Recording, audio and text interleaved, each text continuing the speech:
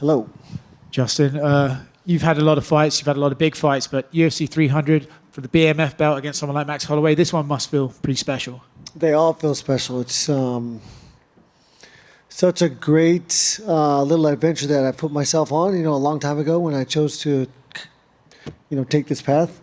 I never would have thought it would have led me to UFC 300, but here we are. You mentioned ahead of this fight that, respectfully, you would like to finish Max, but maybe not put him out cold, just finally be the first person to sort of crack that chin we talk about so much. For him, do you think he's going to have put on a lot of size to be able to match you for power to keep himself in there, or do you think he can come at this fight in other ways and find success? Man, it's a lot of what ifs and what I think. So I don't know. I love getting in there, finding out. I'll know early if he's punching hard enough for me to take chances or be more cautious. I'll find that out early. And I think this is very different than the time he fought Poirier, as that was a late replacement. I think he's had this whole camp, being able to keep and maintain that weight. And I do think he's going to be as big as me and as strong as me. Yeah. You mentioned he's quick to disregard that fight with Dustin for the reason you just said. Do you even look at that fight and think, well, there are things I can take from that? Or do you have to think, no, I can't really relate that Max to this one? If I'm watching that fight, it has nothing to do with the size or anything like that. It's all about technique, and I can find his technique in all of his fights. All of them, he's a very different fighter from fight to fight, just as all of us are. We're all constantly making adjustments. And, I won't be sure which Max I'm going to fight until that bell rings. What would it mean to you to be the first guy to drop him? Yeah, it would mean a lot. I have 25 wins, 19 knockouts. I've really taken pride in that, since the beginning of my career. And, to be the first one, I like being first. So, yeah, I'm ready. What are the stakes in this fight for you? Obviously, there's a BMF belt on the line, right? But we're hearing talks that maybe Dustin could be fighting for the lightweight title next. Are you even thinking about that, or do you just have to think, hey? No, I know with the win here, I fight for the belt. I know with the loss here, that all goes away. So that's what I'm fighting for.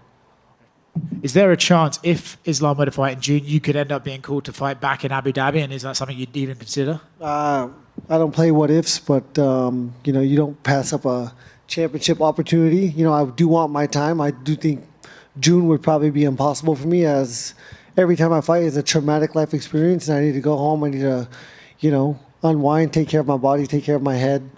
But I have coaches and a manager that ultimately make those decisions. So if they say go, I go.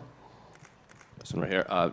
Throughout media day, the general consensus is that no one else is competing for fight of the night amongst the fighters. They're all like, we have to get a performance bonus because Justin and Max are fighting on this card. Yeah. Like, do you kind of take pride in that like even your fellow fighters are like, we're not even going to try for this? Yeah, I mean, having the respect of your peers is something I think we all, shoot for. Not just that, but the respect of the UFC to give me this opportunity. Every time you see someone in this thing, you only see the Gaethje versus Holloway thing on the television, so it looks like it's the main event. Well, kind of going off of that, was there any chance that you would have just been the actual main event before they added Alex and Jamal? Wrong dude. I don't know. What do you make of the custom fight kits? I love it. Yeah, they called me. They said, what do you want? I said, I want to represent the United States of America. If I ever had a chance, that's what I asked for a long time ago. I didn't want to go full Apollo Creed because I don't like to be flashy.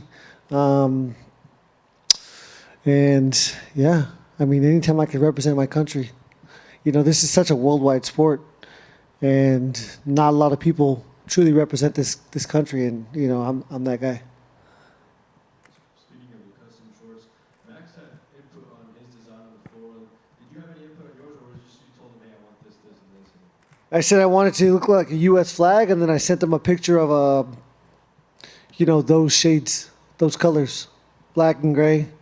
I wasn't looking for anything special. I don't need to be shiny or flashy. I do my talking with my fists. Fair enough. So there's also footage of you celebrating Dustin Poirier's win over Benel Sunday when he got the knockout. Is that a guy that, no matter what time you're in, he's going to be like one of those guys you always have respect for in and out of the cage? Yeah, I mean, for one, I'm always going to cheer for my fellow Americans, and especially I love to see these vets and us old guys holding off these young lions. They're coming for us, but the longer we can hold them off, the better for me, the better for all of us. The longer I stick around.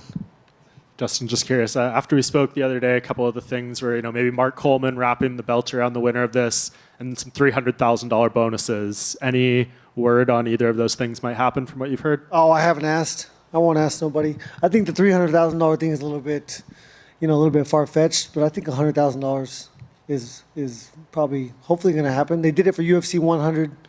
Can't see why. We're all making a lot more money now than from UFC 100. So I think 100 G's is good for every finish on the card.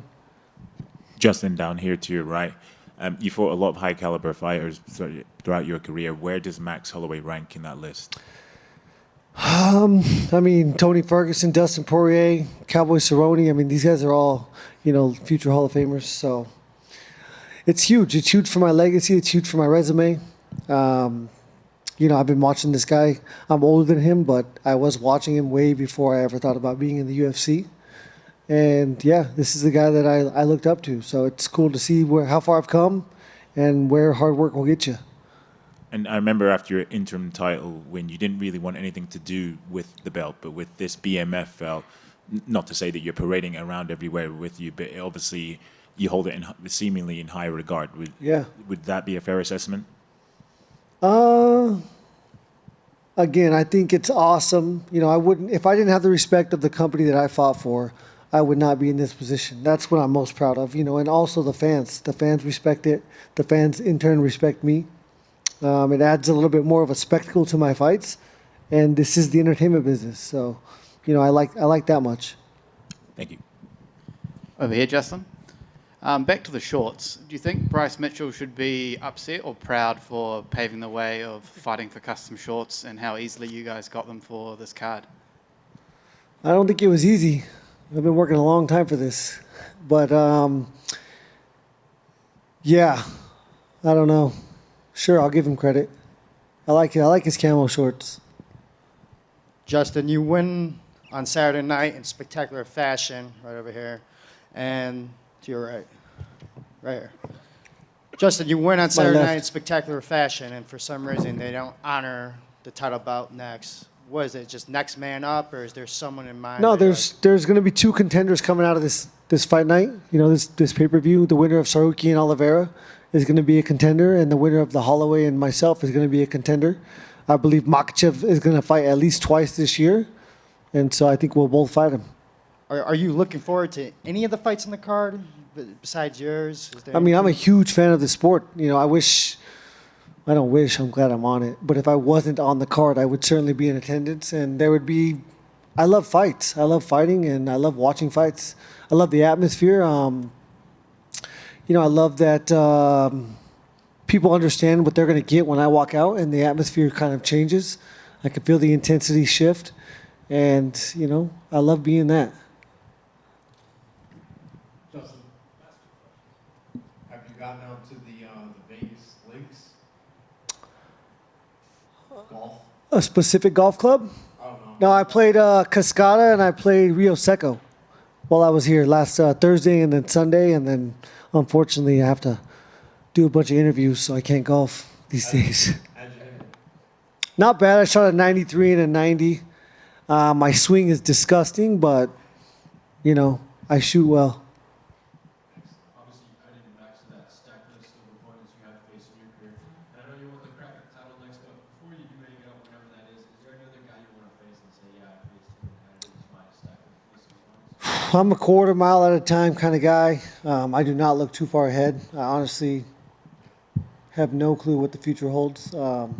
I don't usually plan on being alive the day after my fight, so hopefully I'm there on Sunday.